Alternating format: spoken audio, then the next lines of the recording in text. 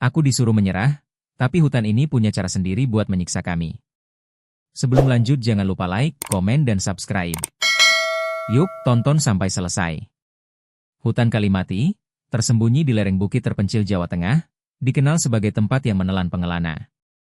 Aku, Dika, 27 tahun, datang bersama 3 teman, Rian, Lila, dan Bima, untuk ekspedisi fotografi alam, mengabaikan cerita warga tentang hutan yang hidup.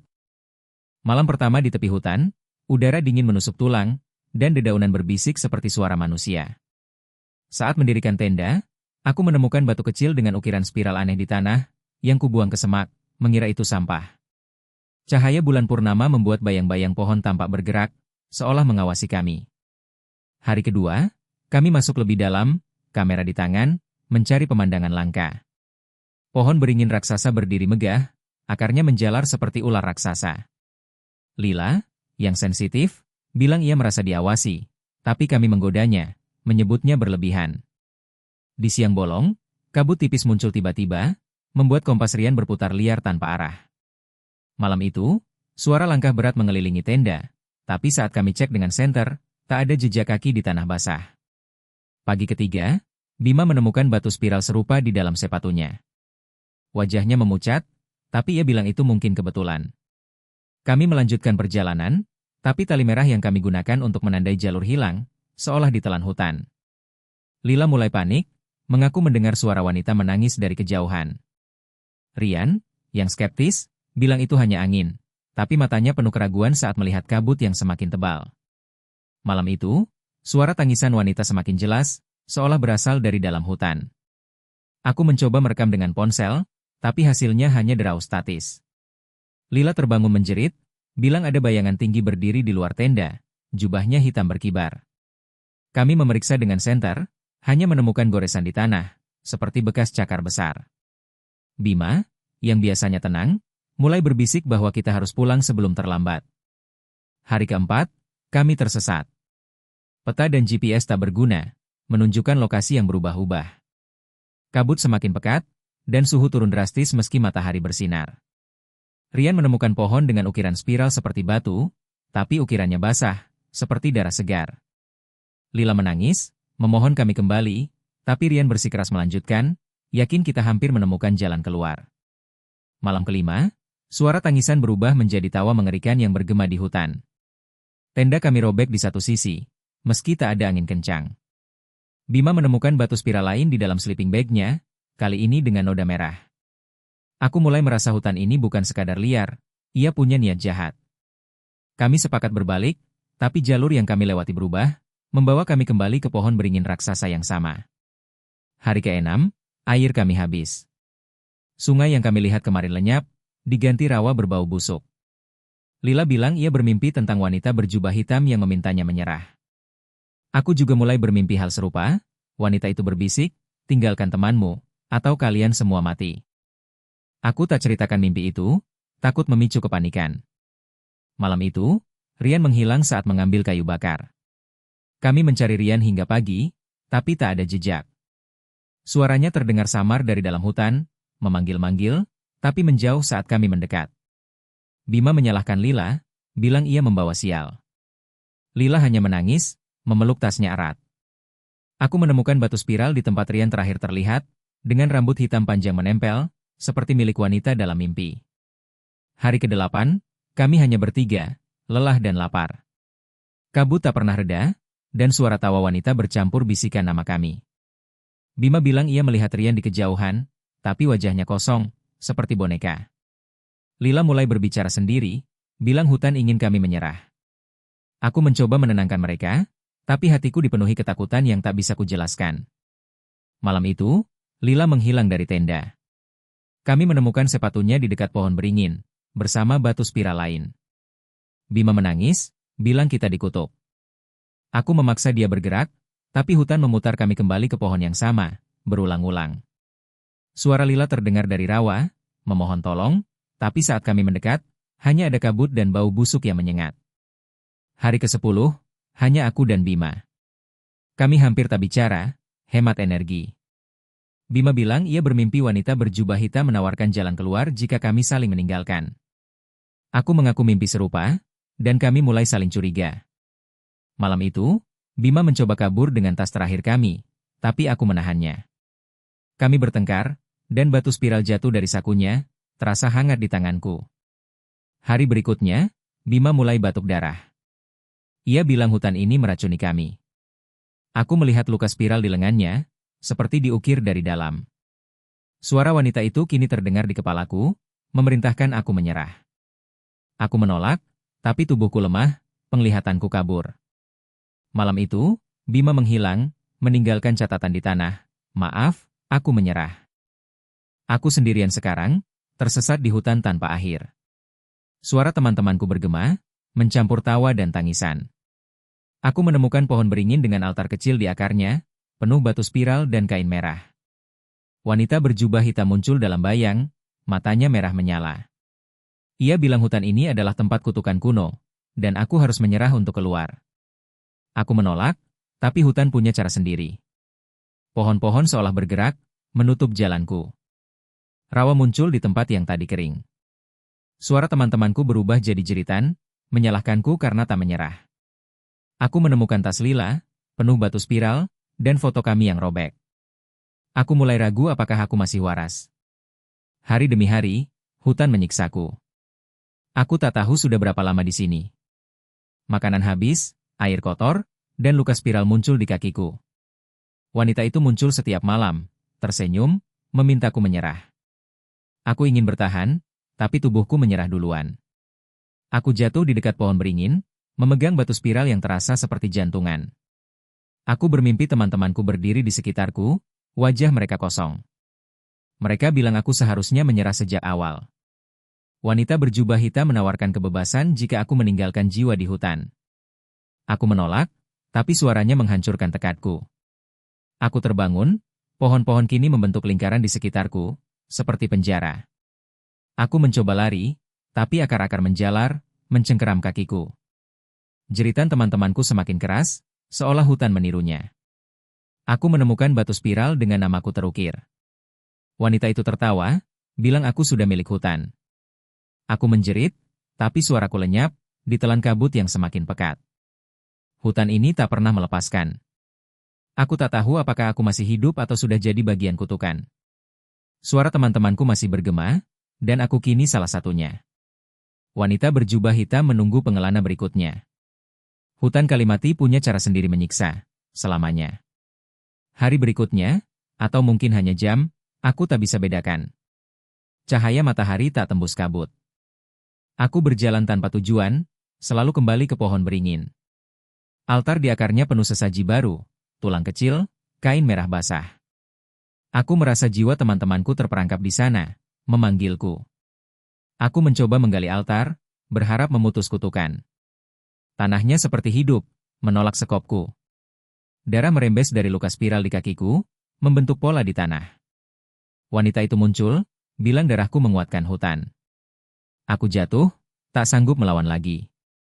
Malam itu, tembang Jawa kuno terdengar, seperti dari dunia lain. Aku mengikuti suara, berharap jalan keluar. Tapi suara itu membawaku ke rawa, di mana bayangan teman-temanku berdiri, mata kosong. Mereka bilang aku penyebab kematian mereka. Air mataku berubah jadi darah, menyatu dengan rawa. Aku menemukan cermin tua di rawa, entah dari mana. Wajahku di cermin bukan aku, mataku merah, kulitku pucat. Wanita berjubah hitam berdiri di belakangku, tersenyum. Aku memecahkan cermin, tapi pecahannya membentuk spiral di tanah. Hutan tertawa, suaranya mengguncang pohon-pohon. Aku tak bisa lari. Kakiku terluka, tubuhku lemah. Aku duduk di bawah pohon beringin, memegang batu spiral. Wanita itu bilang ini akhir, menyerah atau menderita selamanya. Aku ingin melawan, tapi hutan sudah merenggut segalanya. Aku menutup mata, mendengar tembang yang kini seperti jeritan. Hutan Kalimati tak pernah lupa. Aku kini bagian dari pohon, akar, dan kabut. Suara teman-temanku bergema, dan aku salah satunya. Wanita berjubah hitam masih di sini, menunggu pengelana baru. Jika kau masuk hutan ini, jangan ambil batu spiral, jangan dengar bisikan, jangan tolak menyerah, hutan ini menyiksa dengan caranya sendiri. Aku mencoba mencatat kejadian, seolah menolak ceritaku ditulis. Aku menemukan jejak sepatu Rian di lumpur, tapi menuju ke aku mencoba mencatat kejadian di buku saku. Tapi kertasnya basah, tintanya luntur. Hutan rawa yang tak pernah kami lewati. Suara tawanya terdengar, tapi penuh keputusasaan. Aku tahu itu bukan dia, hanya hutan yang bermain-main.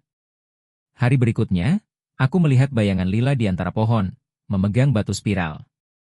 Aku memanggilnya, tapi ia lenyap, meninggalkan kain merah di tanah. Aku tak berani menyentuh, takut terperangkap lebih dalam. Kabut kini berbau darah, membuatku mual. Aku mulai meragukan apakah aku masih di dunia nyata. Aku menemukan gua kecil di balik pohon beringin, penuh ukiran spiral di dindingnya. Di dalam, ada sesaji tua, tulang, kain merah, dan lilin meleleh. Wanita berjubah hitam berdiri di sudut gua, matanya menyala. Ia bilang hutan ini adalah penjara roh-roh yang menolak menyerah. Aku lari, tapi gua seolah menutup pintunya sendiri. Malam itu, aku mendengar suara Bima, memohon ampun. Aku mengikuti suara, tapi hanya menemukan batu spiral dengan lukanya terukir. Hutan seolah menertawakanku, pohon-pohon bergoyang tanpa angin. Aku merasa napasku sesak, seperti ada tangan tak terlihat di leherku. Aku jatuh, memegang batu spiral yang terasa hidup. Aku bermimpi kembali, kali ini tentang desa di dekat hutan. Warga bilang hutan Kalimati adalah tempat ritual kuno yang gagal, mengutuk siapa saja yang masuk. Wanita berjubah hitam adalah roh penjaga, yang menuntut pengorbanan. Aku terbangun dengan luka spiral baru di tanganku. Hutan ini tak hanya menyiksa tubuh, tapi juga pikiran. Aku mencoba membuat api untuk menghangatkan diri, tapi kayu basah tak mau menyala. Hutan seolah menolakku bertahan hidup. Aku menemukan sisa makanan Lila, tapi rasanya seperti tanah. Suara wanita itu kini berbisik di telingaku, serahkan jiwamu. Aku menjerit, tapi suaraku tenggelam dalam tawa hutan. Hari berikutnya, aku melihat bayangan Rian lagi, kali ini dengan wajah penuh luka spiral. Ia menunjuk ke arah altar, lalu lenyap. Aku mendekati altar, menemukan foto kami yang kini terbakar di tepinya. Hutan ini tahu segalanya tentang kami. Aku mulai merasa aku bukan lagi manusia, tapi bagian dari permainan hutan. Aku mencoba berdoa, tapi kata-kata terasa kosong. Tembang Jawa kuno terdengar lagi, kali ini dari dalam diriku. Wanita berjubah hitam muncul, bilang aku sudah jadi milik hutan. Aku menolak, tapi luka spiral di tubuhku membesar, seperti menelan kulitku. Aku jatuh, tak sanggup berdiri lagi. Hutan ini seperti labirin tanpa akhir. Aku menemukan tali merah yang kami gunakan, tapi ujungnya terputus di rawa. Suara teman-temanku kini bercampur dengan suara anak-anak, menangis dan tertawa. Aku melihat bayangan mereka di air rawa, tapi wajah mereka bukan milik mereka lagi. Hutan ini mencuri jiwa kami. Aku menemukan buku harian Lila di bawah akar pohon.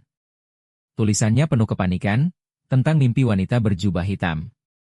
Ia bilang hutan ini hidup karena darah kami. Aku mencoba membakar buku itu, tapi apinya padam sendiri. Hutan tak ingin rahasianya terungkap. Malam berikutnya, aku mendengar suara tembang Jawa lagi, tapi kini seperti mantra kutukan. Aku melihat wanita berjubah hitam di setiap bayang pohon. Ia memegang batu spiral, menawarkannya padaku. Aku menolak, tapi tanganku sendiri mengambil batu itu, seperti dikendalikan. Luka spiral di tanganku berdarah lagi. Aku mencoba mencari jalan keluar, tapi hutan memutar jalanku. Aku selalu kembali ke pohon beringin, altar di akarnya kini penuh darah segar. Aku melihat bayangan teman-temanku di sekitar altar, menatapku dengan mata kosong. Wanita itu bilang mereka menyerah, dan aku berikutnya. Aku menjerit, tapi hutan menelan suaraku. Aku menemukan pisau kecil milik Bima, tergeletak di lumpur.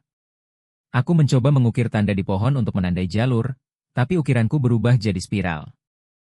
Hutan ini seolah menulis ulang segalanya. Aku merasa pikiranku perlahan hilang, diganti bisikan wanita itu.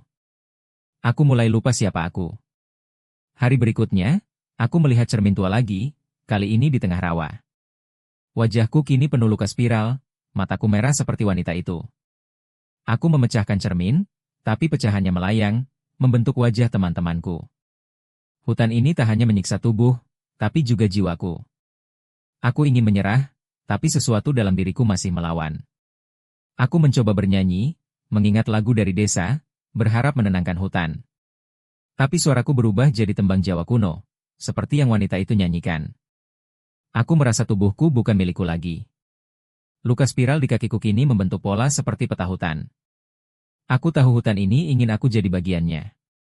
Aku menemukan sisa pakaian Rian, robek dan berdarah. Di dalam saku, ada batu spiral dengan namanya. Aku mencoba membuangnya, tapi batu itu kembali ke tanganku, seperti terikat. Wanita berjubah hitam tertawa, bilang hutan tak pernah melepaskan.